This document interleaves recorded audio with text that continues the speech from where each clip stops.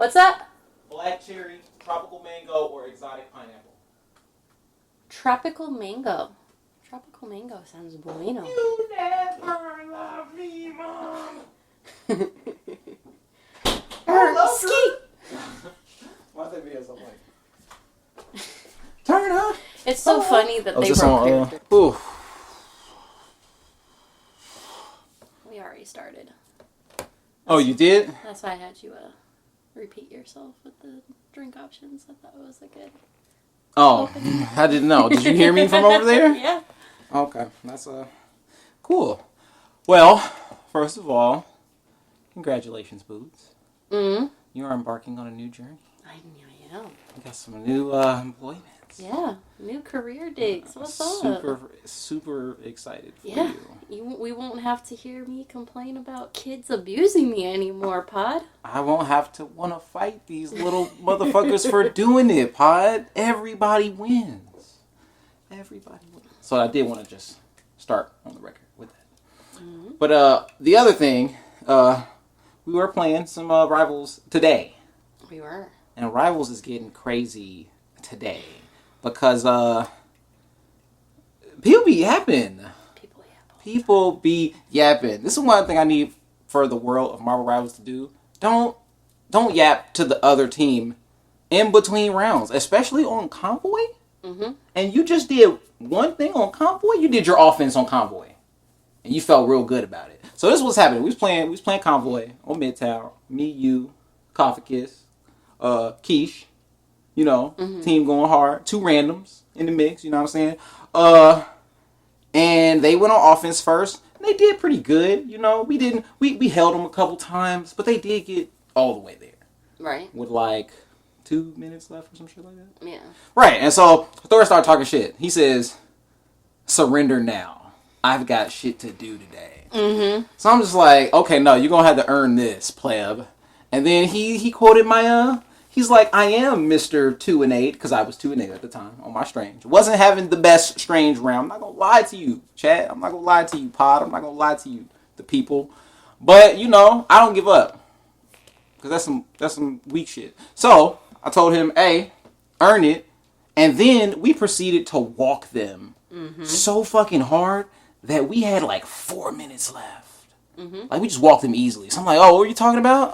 What were you getting at? And you was also telling him to stop yapping.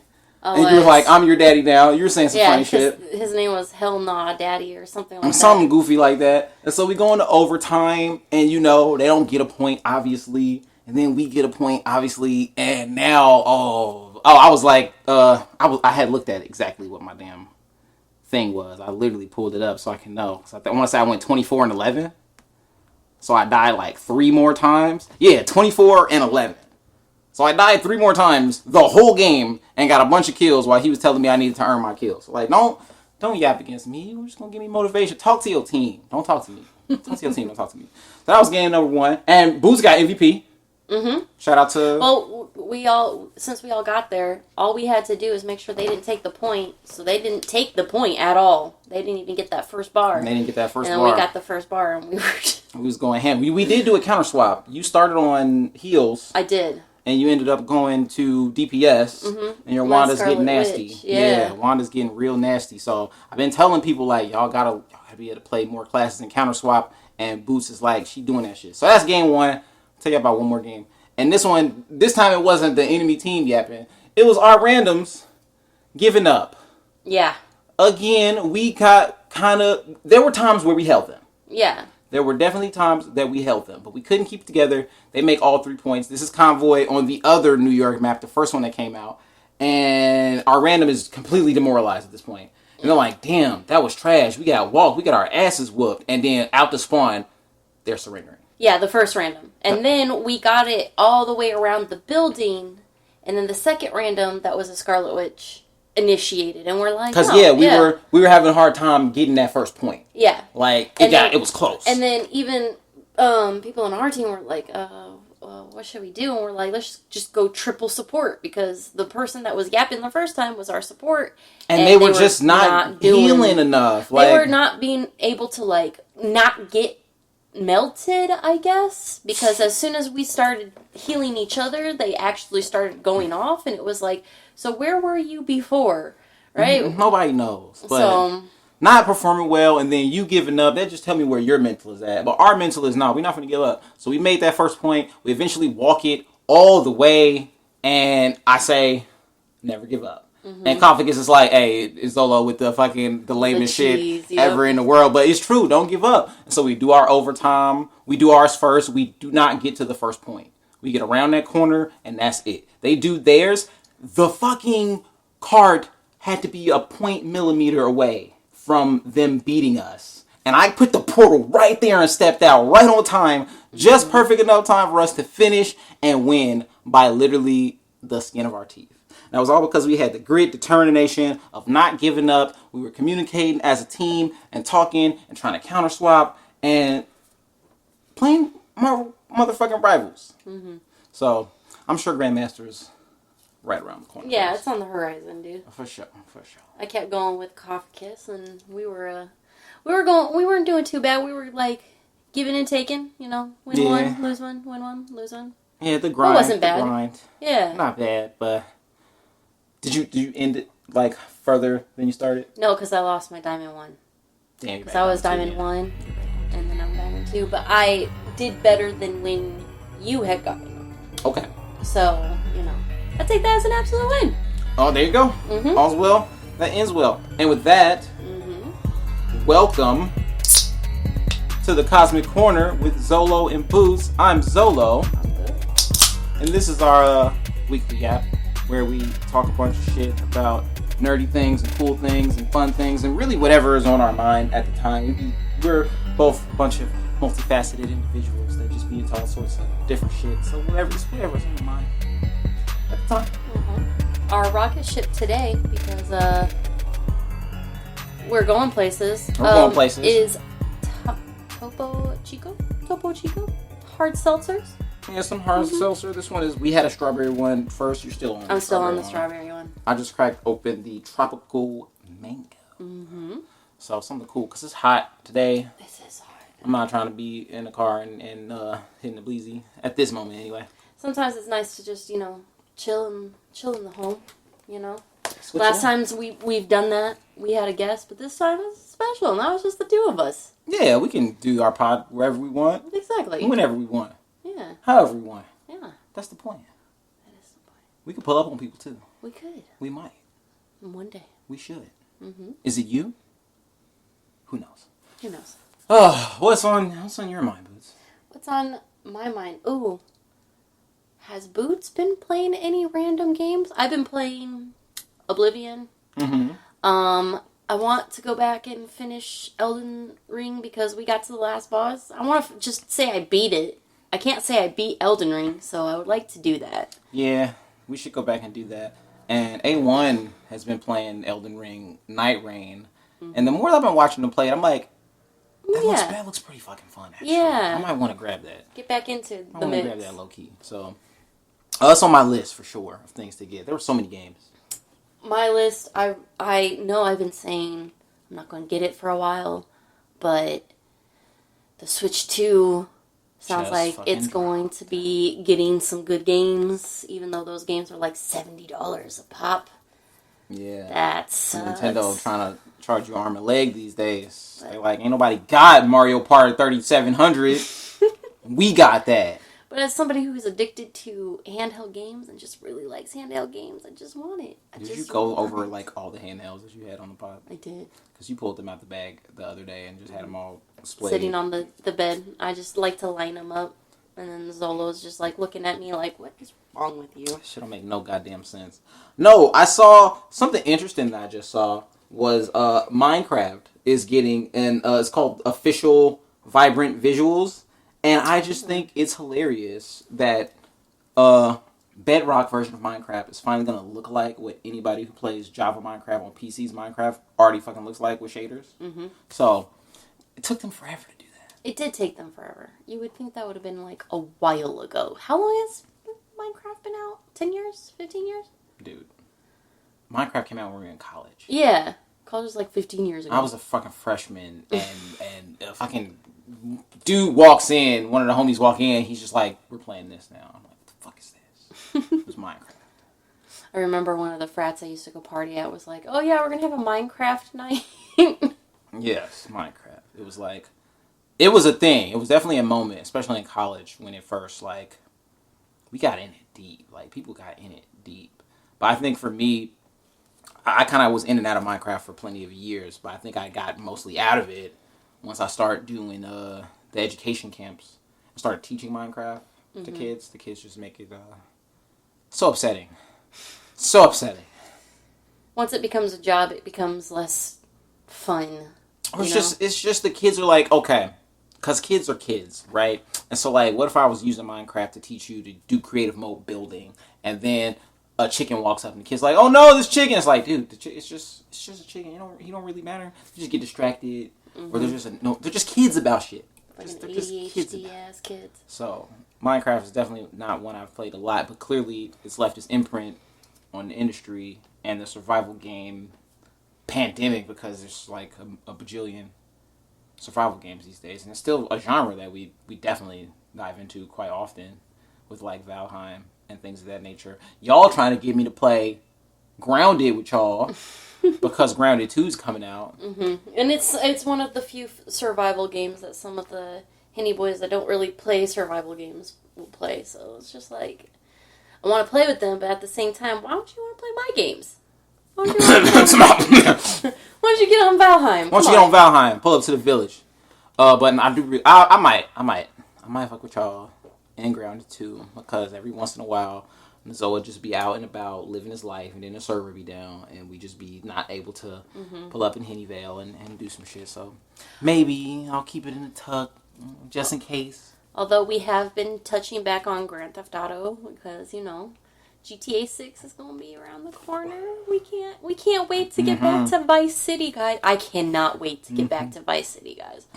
Oh my god.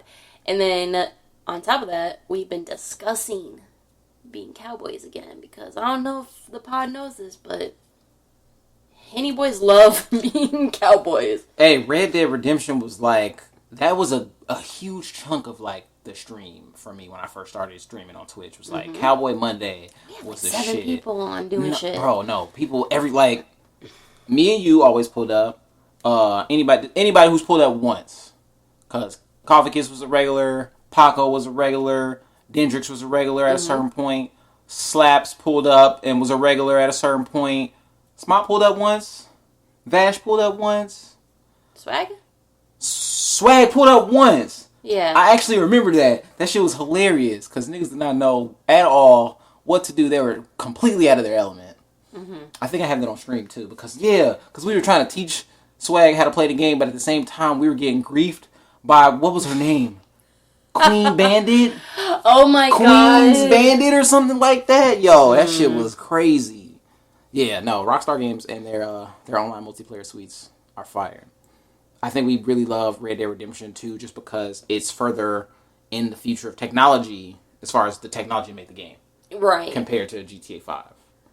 But GTA 5 is so dense, and it still has so much in it that you can do.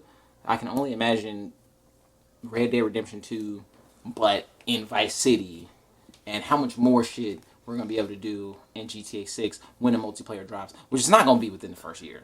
Oh, yeah. Of the game dropping, let's be honest. We're going to be on that GTA 5 online and playing the GTA 6 story type shit. Right, but if the rumors are to be true, it might be multiplayer.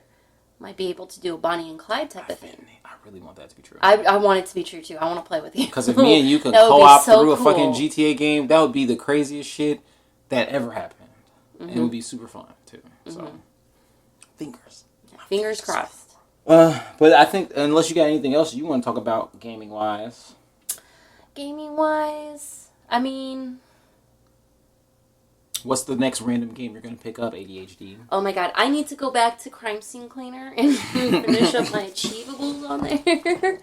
I need to get my PlayStation Plus back so that I can be playing games on PlayStation again, because I love PlayStation. It's like my favorite console of all the Game time. Pass equivalent on PlayStation. Mm-hmm. Yeah.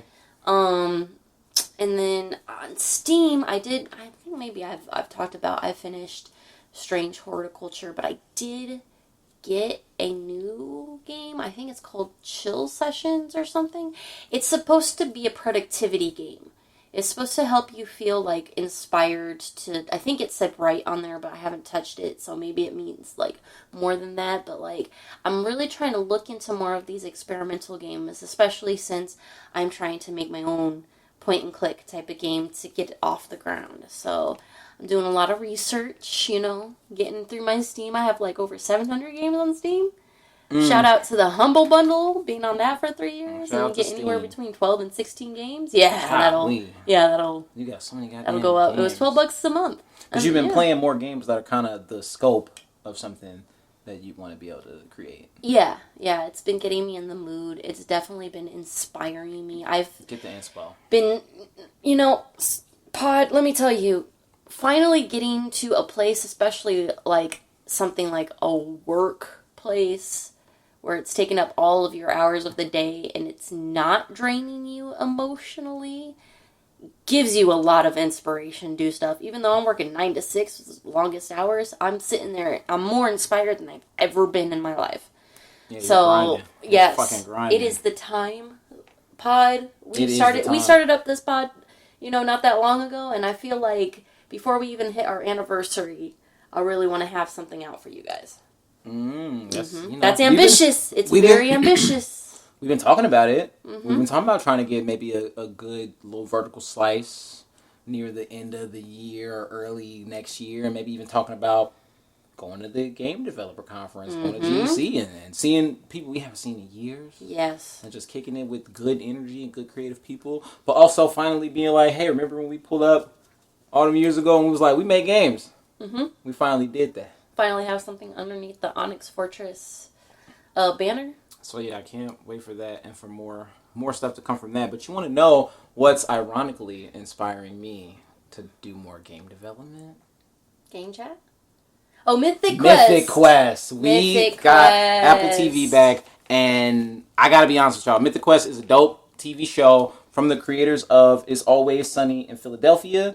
And it's about a game development studio. They created this fictional RPG, MMORPG actually, called Mythic Quest. And it's the biggest MMORPG of all time. And then you follow a couple different characters within the studio and the shenanigans that they go through. And it's very much a comedy. So yeah, it's like... it could be absurd. It could be hilarious. It could be very heartfelt. Yeah, I was going to say it can get very deep, and that's what it's a wonderful show. I'm sad that they're only at 4 seasons, and they canceled it. That's the series finale. Yeah, but 4 seasons is pretty good.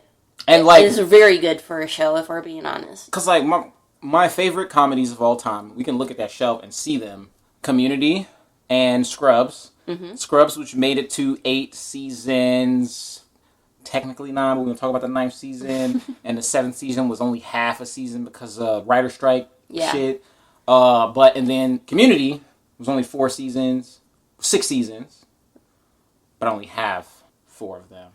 Yeah, we only get like 4 or 5 with Dan Harmon, with the creator. Dan Harmon comes back for season 5. Because, so... a lot of filler. Seasons 1, 2, and 3 of Community are some of the best fucking TV you'll ever see. And I still can't decide whether season 2 or 3 is the peak season. Because 2 is so fucking good, but 3 is so fucking good. And another thing with Community, Danny Pudi, who is Abed in Community, plays Brad in Mythic Quest. Brad Bakshi. And so seeing some of my favorite comedian type people together. Ashley Birch, who I grew up watching Hey Ash, What You Playing on IGN, where she was doing absurd humor with her brother, who's a writer for Borderlands. Was a writer for Borderlands. And so like realizing that like I've always liked her style of humor and her writing, and seeing she writes for that show and is an actor, as a character in the show. So that's pretty fucking dope. But as I rewatched seasons, because we saw seasons 1, Mythic Quest Season 1 happened, and it was amazing. Then the pandemic happened. And then they did a pandemic episode of the show, which is actually fucking amazing. Then they came back for Season 2, 3, and 4, and we just got to Season 4, and we're watching it now. But when we came back, we were watching Season 3. As I rewatched Season 1, 2, and 3 again, I can't tell you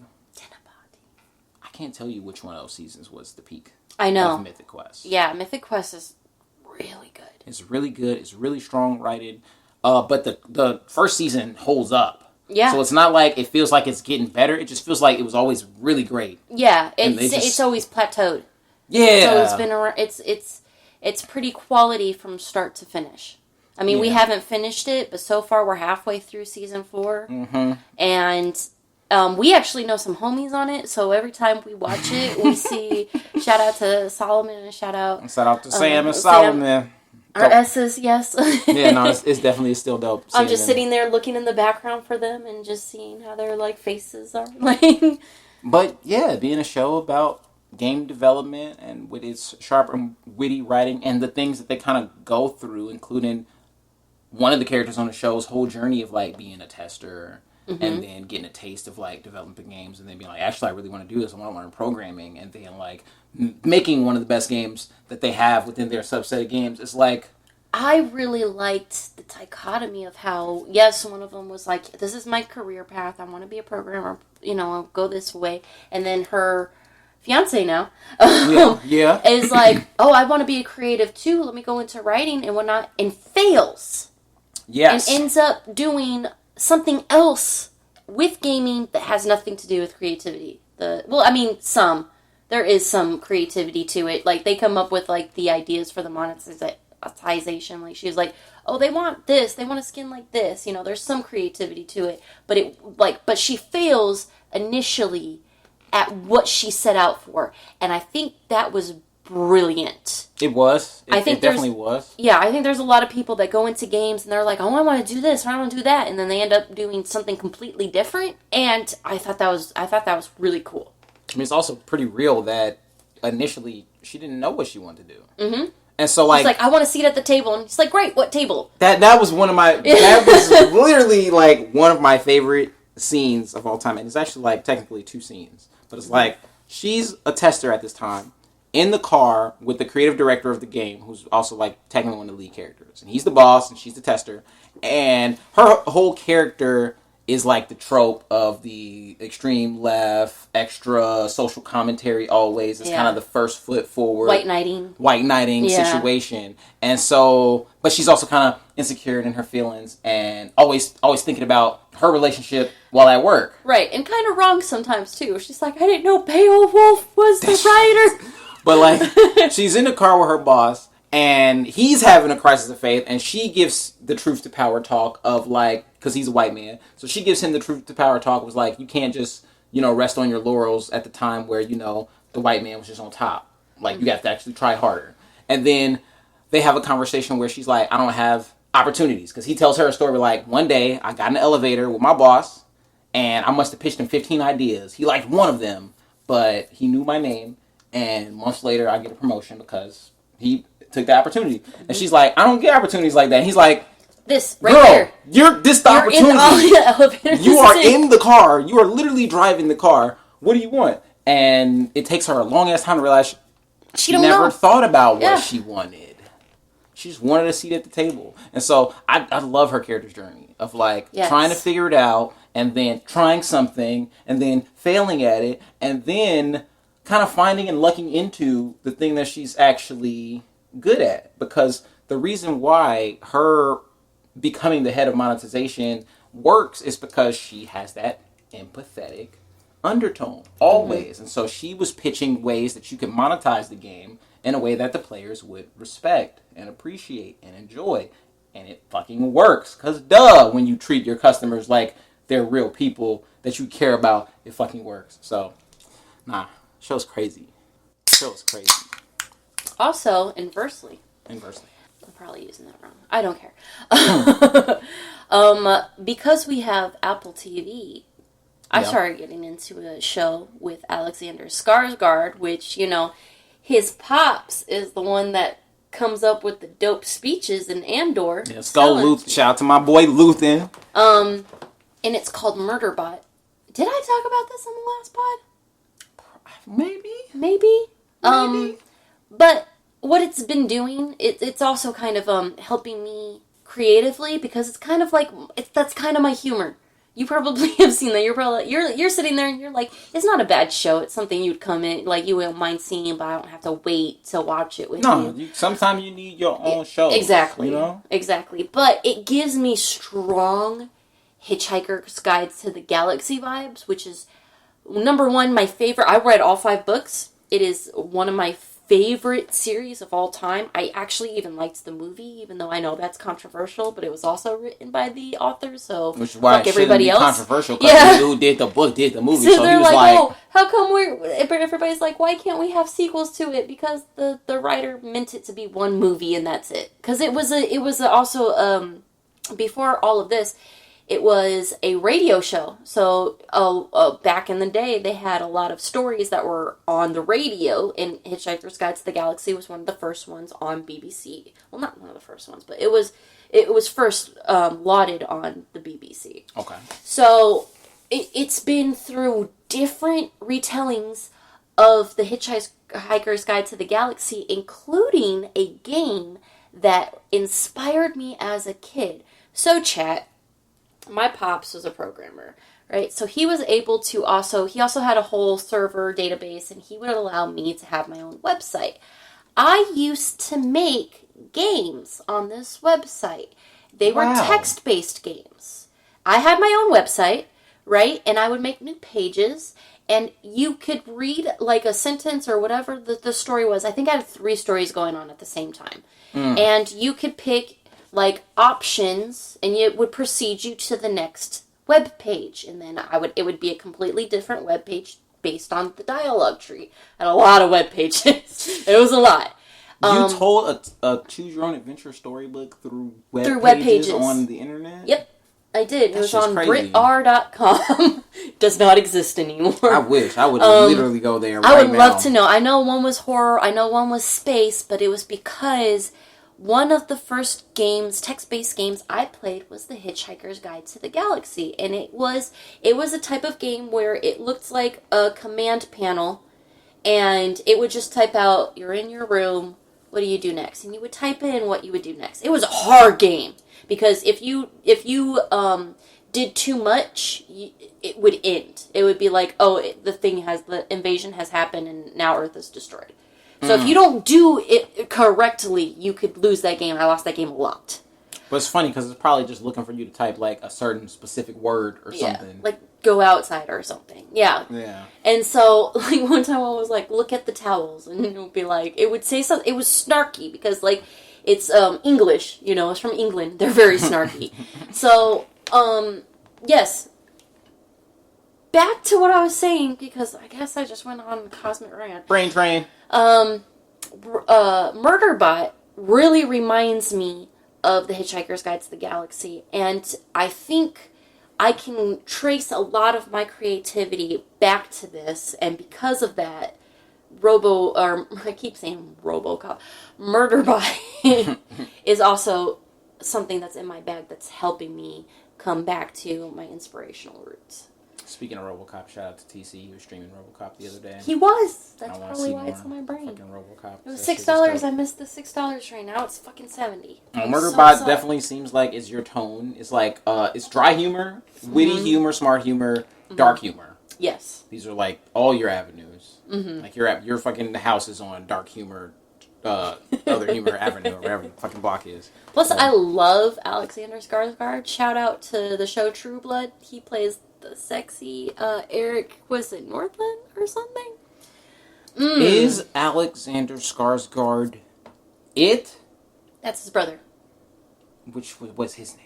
Oh. These fucking Skarsgårds are some great fucking Yeah, actors, there's like bro. 3 brothers and a father. I think that's how it is. Or that's their uncle is still in their brother, or their father or uncle. Something like that. It's a whole family tree. Because, apple don't fall too far in that family. He was phenomenal in it. Damn, no, I have to look this up. I'm going to be upset when I see it, too. He was absolutely phenomenal. He ate that shit. Yeah. No, the Skarsgårds, and then, oh god, what's the other, I'm going to just look up, what's the Skarsgård? What's the Skarsgård? That's a cool name, too. Bill. Fucking Bill! Bill Skarsgård, God damn it. We could have grabbed the fucking Blu-ray from over there. We could have. That's how good it was. I have the fucking Blu-rays for it. I don't have a lot of movies over there, but there are just certain movies that, like, I need to own them. You want to know what the next movie I need to... Sinners. I need that on fucking Blu-ray immediately. Oh, the horror of Sinners is... And then just like, oh my god, it's such a smart movie. Mm-hmm.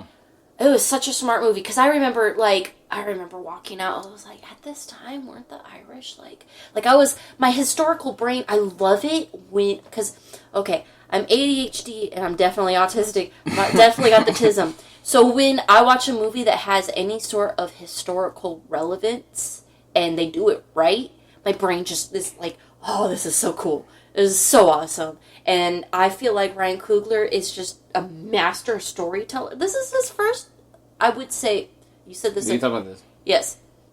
It's his first big budget original idea. Okay. There we go, yeah. Yes. And Jesus Christ, give him more. Yeah, give him more, please. Please. Please. And doesn't he have the homie on it too?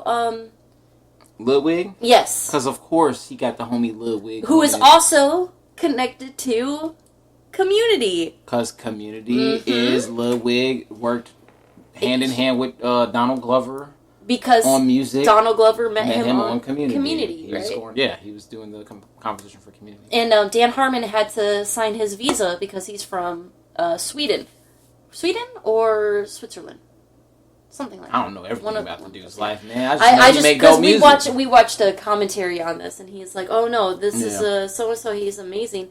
And he was actually the roommate to Ryan Coogler, and that's why they work closely together. That's what you find out about Hollywood when you really start looking. It's like people work with who they like, who they know. In general, yes. And when you really vibe with somebody, you just vibe with them, and so you just gonna put them on every single project. That's how come Ryan Coogler has Michael B. Jordan in almost every goddamn thing he's done since Fruitvale, because he's like, yo, we're a 1-2 punch right now, like we're doing it. And wasn't it a rumor that Michael B. Jordan wasn't originally going to be a twin? And that it was, or is that just a fan theory? That's an internet rumor. Okay, that's a deep.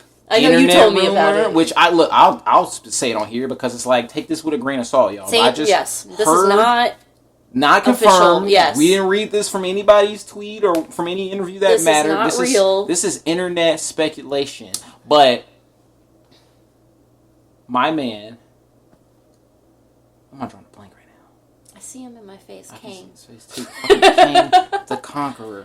Oh, no. No. Don't do it. Oh. All right, I'm gonna grab what we think. Okay. Jonathan Majors.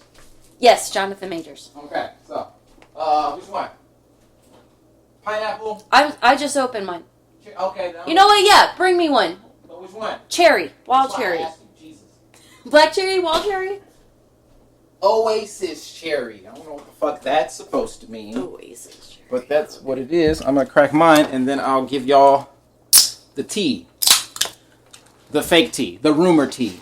The internet rumor is that Jonathan Majors was so hot in Hollywood, coming off of Kane the Conqueror, coming off of Creed 3, that people believe that initially he was also supposed to be in Sinners. That's what people believe.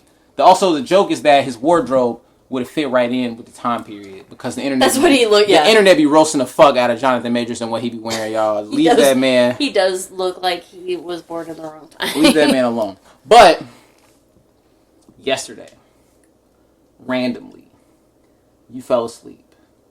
I was on YouTube.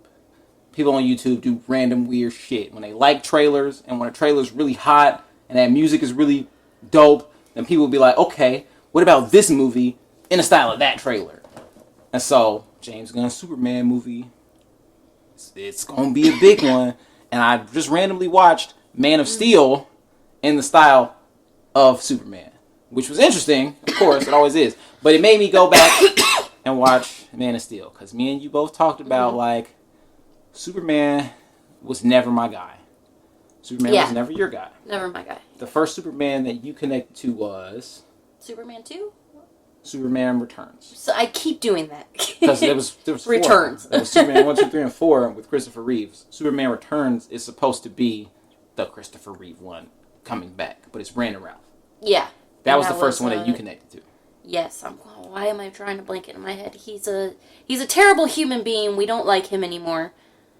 Oh, I know. You're about the dude who played Lex. Yeah. Yeah. Kevin Spacey. Bingo. Kevin Spacey was Lex in that. Unfortunately, a good villain's going to play a good villain. That's crazy. That's fucking crazy. And I didn't dislike that one, but I think when I watched that movie as a kid, I was like, Superman don't really punch nothing in this fucking movie. Like, what the fuck? I'm always wanting to see Superman punch some shit. He's Superman. He's supposed to be super strong. Fight something. And so, Man of Steel was the first Superman that I connected with. And watching it again yesterday, I'm like, A, this is actually still a very fantastic movie. Like, I really enjoyed this movie.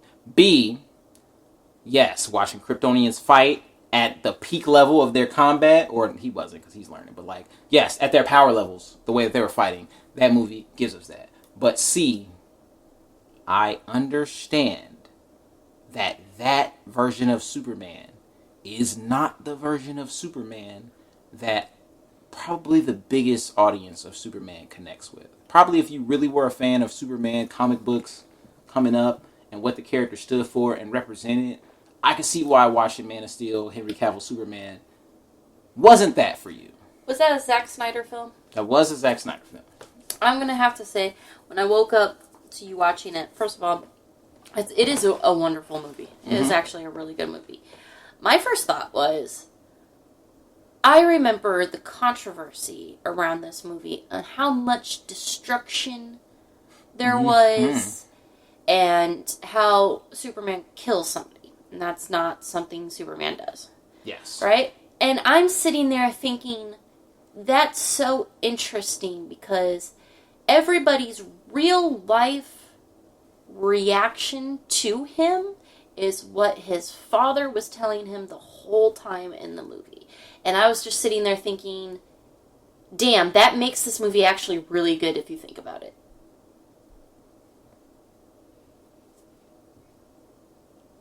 Because I'm sitting, like, as a kid, you're like, no, doing the right thing should supersede how anybody thinks about you, right? Like, that's the ideology that we all want to grow up with. That's the altruism that we want, right? Yeah, that's idealism. But then, when you see real life people talk about, well, this isn't how a Superman is, and blah, blah, blah, and I'm sitting there like, we literally watched, he had to do all those things. Yeah. For the threat that he was facing, he literally went to the very last moment, and he could have avoided all of this destruction if he just killed, what was his name, Zod? To begin with, right? But like he not...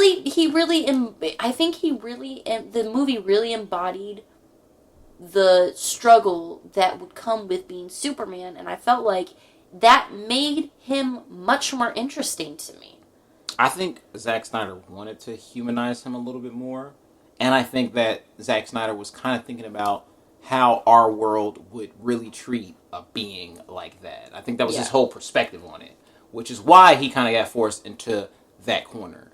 But people also really got in their feelings when the next one, Batman vs. Superman, came out. And Batman was also relentlessly killing people. Because Batman and Superman are heroes who are known for their no-kill code. They are known for finding any way other than killing somebody to solve the problem. And so, while I can enjoy the movie for what it is, and like, I saw somebody else say this in a video the other day, like, that's an interpretation of Superman. Yeah. And I can enjoy that, and it was cool. Yeah. But I think this James Gunn interpretation of Superman is about to be so much closer to that ideal Superman, that good for the sake of good, like, fuck the cynicism of our world, I'm still gonna do what's right regardless energy. And like, in the times that we're in right now, doing the best thing, doing right, despite what everybody's around you saying, or just everything, like, that hope. I really think that we need some of that hope right now. I can 100% agree. I think we really need that hope, and we really need that color in our life, you know?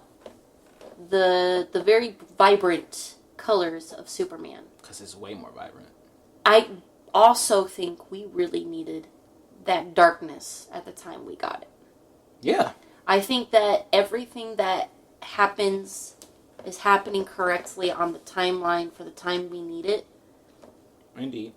And it's so cool to see more of the things that James Gunn has done, because we finished Creature Commando. Yeah. And it was amazing. It was fire. That was such a good show. Like, if you haven't seen it, go turn on your HBO Max now and go watch it. Creature Commando is fire. It's fire. But it's going to put you into what the tone of James Gunn universe is, which can be very dark and violent, while also remaining kind of vibrant. Upbeat. I was going to say upbeat and vibrant. Like, how is it fucking doing that? Peacemaker definitely did that. Peacemaker went into some pretty dark stuff, too. Well, the first season of Peacemaker was still kind of DCEU. And it's like another thing about you saying, like, things happen how they're supposed to happen, and we needed the dark at the time. I do feel like DC's whole shtick at that time was trying to be the antithesis of Marvel. Mm-hmm. And since Marvel was very much joking, brightness, and humor, the DC was like, okay, well, we gotta go serious stakes, we gotta go darkness, we gotta go real. Because they wanted that juxtaposition. DC is a little more dark, though. Can be. It can be, like, I don't know if that's true. The best interpretations of them is the Batman Arkham series. Arkham Asylum, yep. Arkham Knight, Arkham, like, City. Like, that's what I want to see in DC. Right? But that's what I want to see for Batman.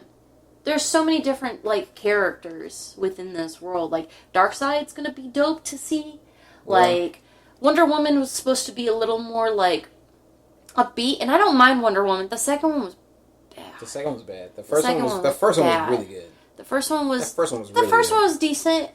I'll promise you, if I put that movie on tomorrow night and we watch it, you can be like, actually, yeah, that first one's really good. I'm definitely going to be playing a video game, though, in my hands. Probably. Because I'm not going to waste my time watching this. But if you put something on, like, fucking Guardians, I'm going to put shit down to watch it. Like, he's writing, or I don't know if James Gunn is, but they're writing the new Wonder Woman movie right now. I'm excited to see what they do with it. So we get Superman. I'm pretty sure we get Supergirl next year. Mm-hmm. And then I know that they're working on Wonder Woman slowly. And the other thing that they're working on is Brave and Bold. Mm. Here's a hot topic that I want your opinion on, Boots. Because you like Matt Reeves, the Batman. I love that movie. That movie's fucking one of the greatest Batman movies I've ever seen. And I don't think we talked about it on this pod, but, like, I want to say a year ago, me and you just had a pod-worthy conversation about, like, is it the greatest Batman movie of all time? Yeah. Or is The Dark Knight the greatest Batman movie? Yeah, we did have that conversation because I did throw them both on at one point, and they're really good for different time periods of Batman. And different interpretations of Batman as well. The Batman is something we really haven't seen. Because we see the origins and then we see after. Right? Yeah. We don't see the transition between being Bruce Wayne or Bruce Wayne has just become Batman and, you know, he's just started out.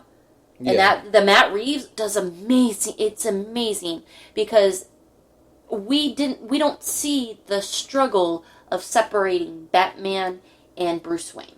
No, we see a version of Bruce Wayne who's like, I'm not even doing Bruce Wayne shit right now. I'm Batman. I'm just Batman. I don't care about all this Bruce Wayne stuff. And as he progresses, he realizes he needs Bruce Wayne. Yeah, he needs a balance. He needs Bruce Wayne.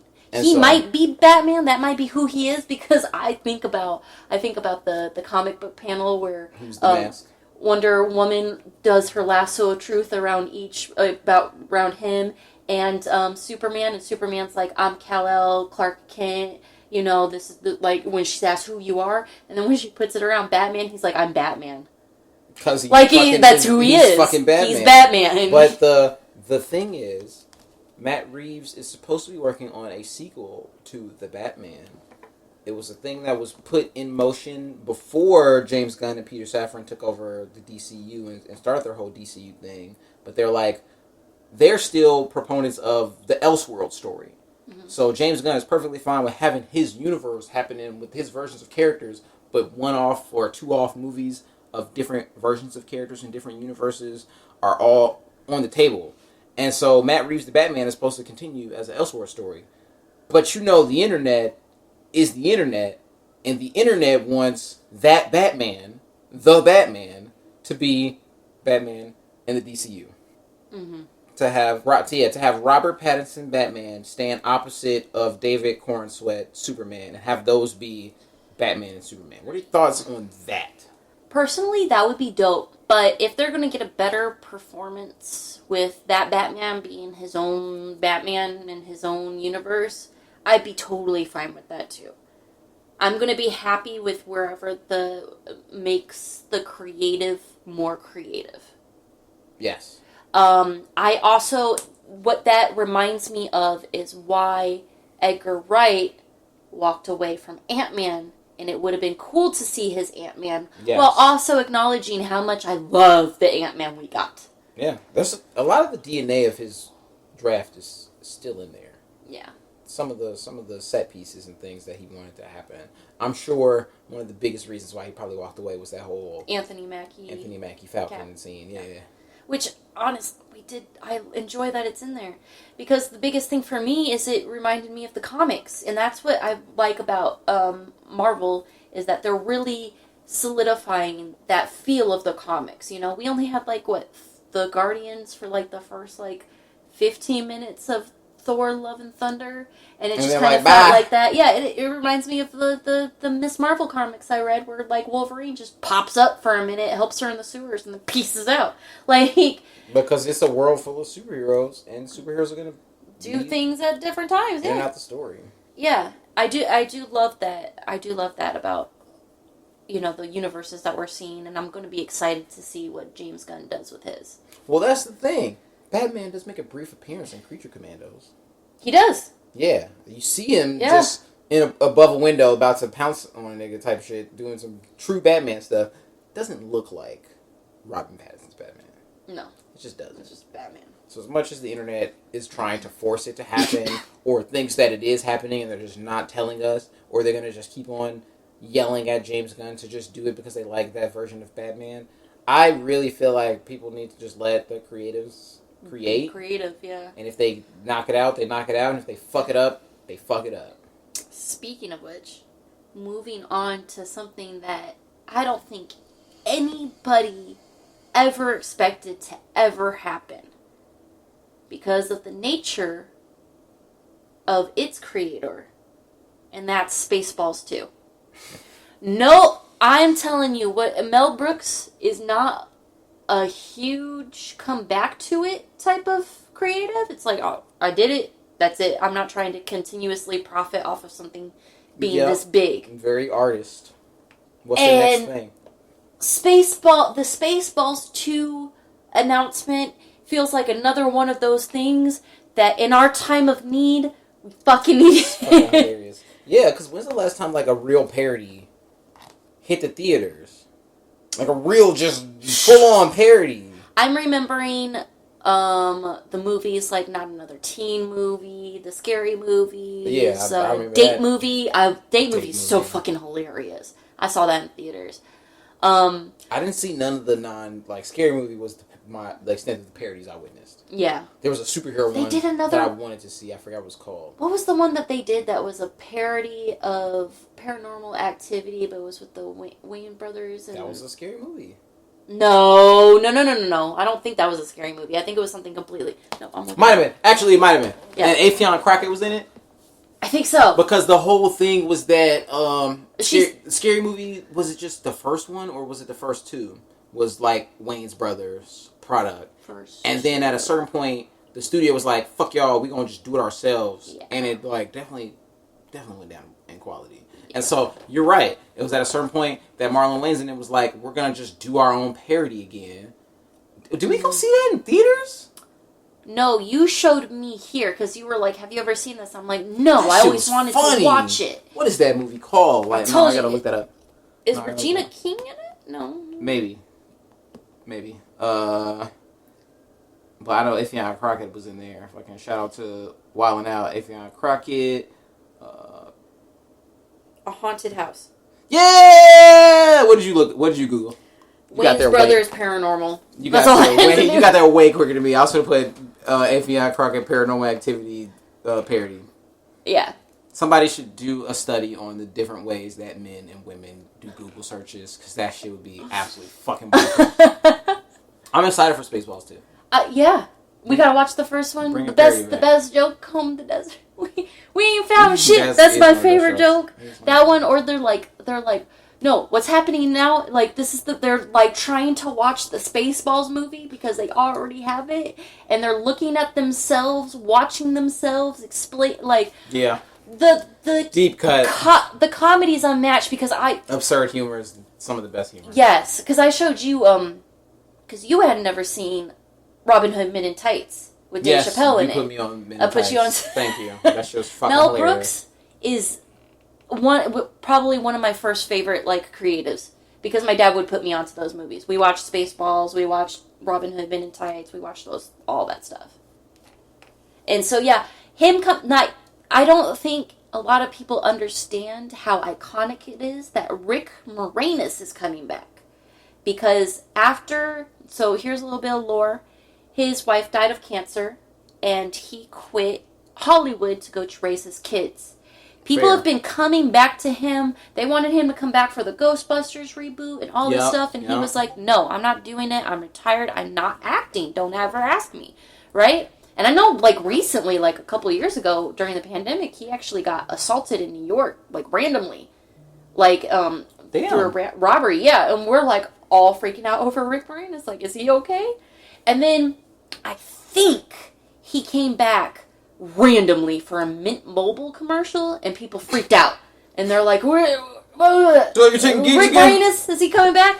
And then when they announced Spaceballs, I was like, they can't do that without Rick Moranis. He's fucking, the head. He's Darth Helmet. Darth Helmet. Darth Helmet. And then they're like, no, he's coming back. And I'm like, oh no. This is about to be something special. This is about to be it. All the things that we didn't expect ever to happen is going to happen. The only thing I'm really sad about is there's no John Candy. He was our Chewy. What was it? Barf.